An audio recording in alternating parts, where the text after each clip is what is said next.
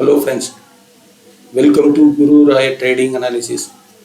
நம்ம 21 February market எப்படி முடிஞ்சது, 24 February மார்க்கெட்டில் ட்ரேட் பண்ணுறதுக்கு என்னெல்லாம் லெவல்ஸ் எல்லாம் நம்ம ஃபோக்கஸ் பண்ணணும், 24 February நம்ம ஸ்விங் ட்ரேடுக்கு என்ன ஸ்டாக்ஸ் எல்லாம் நம்ம வாட்சிஸில் ஆட் பண்ணி வாட்ச் பண்ணலாம் அப்படிங்கிறதெல்லாம் இந்த வீடியோவில் நம்ம பார்க்கலாம்.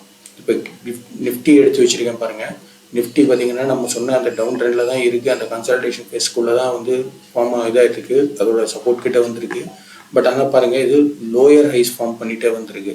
ஸோ இது வந்து இதை வந்து கன்சல்டேஷன் ஃபேஸை கீழே சப்போர்ட்டுக்கு கீழே உடச்சிட்டு ட்ரேட் ஆகிறதுக்கான பாசிபிலிட்டிஸ் அதிகமாக இருக்குது. அதுவும் இல்லாமல் கிஃப்ட் நிஃப்டியும் பார்த்தீங்கன்னா இப்போ கரண்ட்டாக, அதாவது நான் வந்து இன்றைக்கி சண்டே ஒரு 12 o'clock நான் பார்க்குறப்ப உங்களுக்கு 22,600 இருக்குது.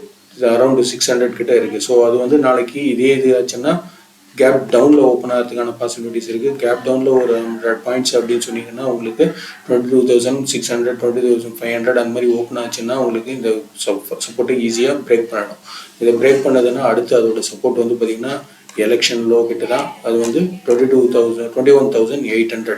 ஸோ கவனமாக இருங்க. நாளைக்கு கேப் டவுன் ஓப்பன் ஆகிறதுக்கான பாசிபிலிட்டிஸ் ரொம்ப அதிகமாக இருக்குது. பேங்க் நிஃப்டி பார்த்தீங்கன்னா உங்களுக்கு ஒரு ஹெட் அண்ட் ஷோல்டர் வந்து ஃபார்ம் ஆன மாதிரி தெரியுது. இங்கே பாருங்க,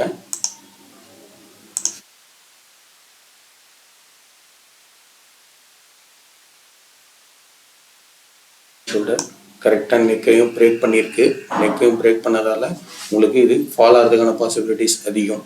ஸோ இது வந்து என்ன, இதே மாதிரி தான் வந்து பார்த்தீங்கன்னா உங்களுக்கு HDFC பேங்க்லையும் ஒரு ஹெட் அண்ட் ஷோல்டர்ஸ் தெரியுது. HDFC பேங்க்லையும் பார்த்தீங்கன்னா உங்களுக்கு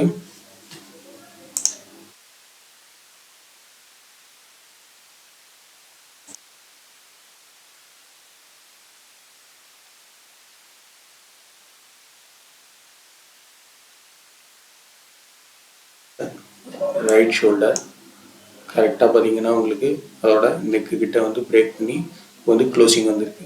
ஸோ இதுவும் வந்து ஃபால் ஆகிறதுக்கான 6,626 வரைக்கும் ஃபால் ஆகிறதுக்கான பாசிபிலிட்டிஸ் இருக்குது. ஸோ உங்களுக்கு வந்து HDFC பேங்க் விழ ஆரம்பிச்சதுன்னா நிஃப்டி பேங்க் வரும், நிஃப்டி பேங்க் விழுந்ததுன்னா நிஃப்டியும் வரும். ஸோ எல்லாமே வந்து பார்த்திங்கன்னா ஃபால் ஆகிறதுக்கான இண்டிகேஷனை தான் இருக்குது.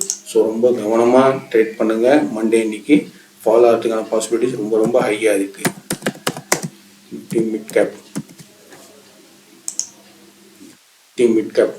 மிட் கேப் பாருங்கள். நம்ம ஏற்கனவே சொன்ன மாதிரி தான் அந்த உங்களுக்கு வந்து டவுன் ட்ரெண்டில் தான் வந்து இதாகிட்டுருக்கு. இதில் வந்து இந்த சேனலில் கரெக்டாக போகாதான்றது. இப்போ இங்கே வந்து பவுன்ஸ் பேக் ஆகிருக்கு. இந்த இடத்துல வந்துட்டு இங்கேருந்து ரிவர்ஸ் ஆகிருக்கு. நாளைக்கு இது வந்து இந்த 14,120 இந்த சப்போர்ட்டை கட் பண்ணி கீழே வந்து ஓப்பன் ஆகி ட்ரேட் ஆக ஆரம்பிச்சதுன்னா கண்டினியூஸாக ஃபால் ஆகும். ஸோ கவனமாக இருங்க. நிஃப்டி மிட் கேப்பில் நிஃப்டி ஸ்மால்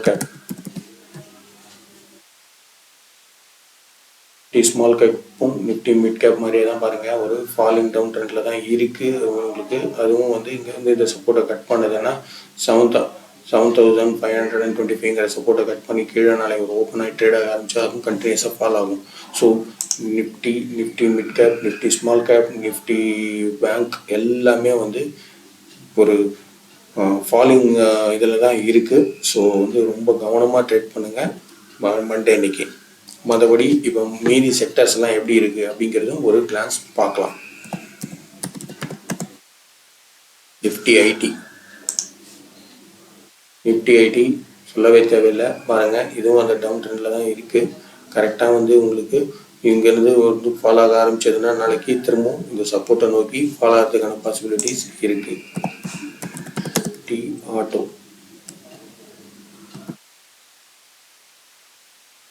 நிஃப்டி ஆட்டோ பாருங்கள். இங்கே வந்து இந்த இதை பிரேக் பண்ணிடுச்சு. நம்ம கன்சல்டேஷன் ஃபேஸை பிரேக் பண்ணி ட்ரேட் ஆச்சு. இந்த சப்போர்ட்டையும் பிரேக் பண்ணிவிட்டு இங்கே வந்து ஒரு ரீட்ரேஸ்மெண்ட் ஆகிட்டு ஃபாலோ ஆக ஆரம்பிச்சிருக்கு. இது கண்டினியூஸாக ஃபாலோ ஆகிறதுக்கான பாசிபிலிட்டிஸ் தான் அதிகம்.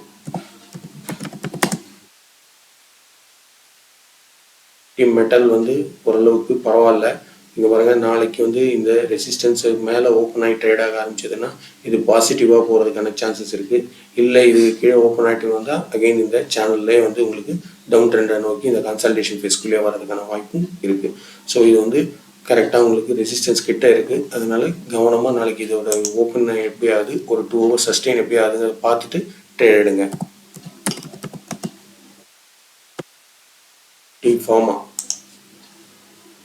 நிஃப்டி ஃபார்மா பாருங்கள், கண்டினியூஸாக ஃபால் தான் ஆகும். உங்களுக்கு ஒரு 2 நாளோட இது மொத்தமாக இது பண்ணிட்டாங்க. ஸோ இது வந்து இந்த ப்ரீவியஸ் லோ வந்து ட்ரேஸ் ஆகிருக்கு. அந்த பேரில் ஓப்பன் ஆகி ட்ரேட் ஆக ஆரம்பிச்சதுன்னா கண்டினியூஸாக ஃபால் ஆகும்.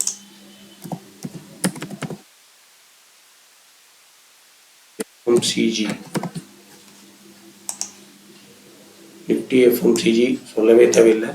எஃப்எம்சிஜி பார்த்தீங்கன்னா உங்களுக்கு ஆல்ரெடி ஃபுல்லாக ஃபால் ஆக ஆரம்பிச்சிருச்சு. இது வந்து என்னென்னா இந்த சப்போர்ட்டில் வந்து இங்கே சப்போர்ட் எடுத்துகிட்டு உங்களுக்கு பவுன்ஸ் பேக் ஆகலாம். இங்கேருந்து பவுன்ஸ் பேக் ஆகிறதுக்கு பாசிபிலிட்டிஸ் கொஞ்சம் கம்மி தான். பட் ஆனால் இங்கே இந்த சப்போர்ட்லேருந்து பவுன்ஸ் பேக் ஆனால் இது நல்ல ஃபாலோ. இங்கேருந்து சப்போர்ட் வந்து இதாகிறப்ப நீங்கள் நிஃப்டி எஃப்எம்சிஜி ஸ்டாக்ஸை ஃபோக்கஸும் பண்ணலாம்.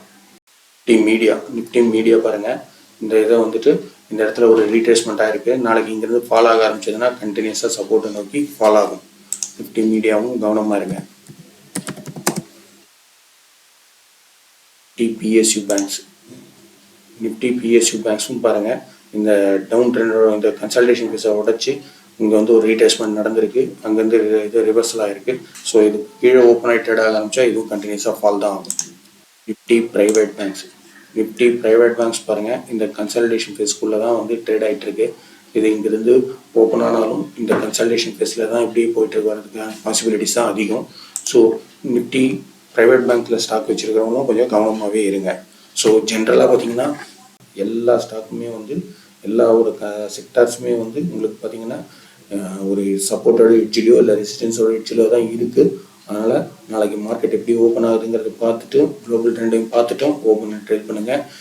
ட்ரேட் பண்ணுறது ஸ்டாக் ஸ்பெசிஃபிக்காக பண்ணுங்கள். ரொம்ப கவனமாக இருங்க. இப்போ நாளைக்கு நம்ம ஃபோக்கஸ் பண்ணுறதுக்கான ஸ்விங் ட்ரேடு ஸ்டாக்ஸ் என்ன அப்படிங்கிறது நான் சொல்கிறேன். ஆனால் இது வந்து என்னோட வியூஸ் மட்டும்தான். இது எதுவுமே ஸ்டாக் பையிங் ரெக்கமெண்டேஷன்லாம் கிடையாது. உங்களோட ஓன் அனாலிசிஸை பண்ணிவிட்டு நீங்கள் ட்ரேட் எடுங்க. இது வந்து ஃபஸ்ட்டு வந்து பல்ராம்பூர்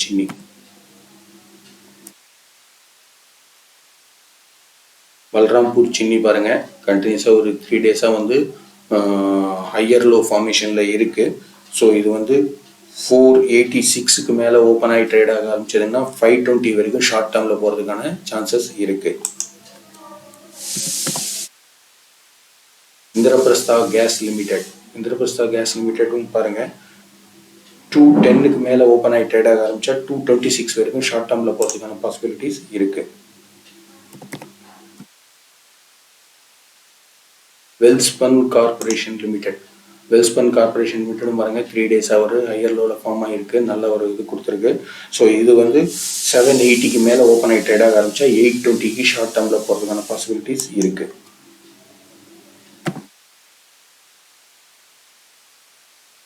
பிஎஸ்சி லிமிடெட் பார்த்தீங்கன்னா இந்த ரேசிங் வெட்ஜ் இதில் தான் வந்து ட்ரெண்டில் தான் வந்து அந்த சப்போர்ட் கிட்ட இருக்குது. நாளைக்கு இந்த இதுக்கு மேலே ஓப்பன் ஆகி ட்ரேட் ஆக ஆரம்பித்தா அகெயின் இந்த ரெசிஸ்டன்ஸை நோக்கி மூவ் ஆக ஆரம்பிக்கும். 5885க்கு மேலே ஓப்பன் ஆகி ட்ரேட் ஆக ஆரம்பித்தா 6150 வரைக்கும் ஷார்ட் டேர்மில் போகிறதுக்கு சான்சஸ் இருக்குது.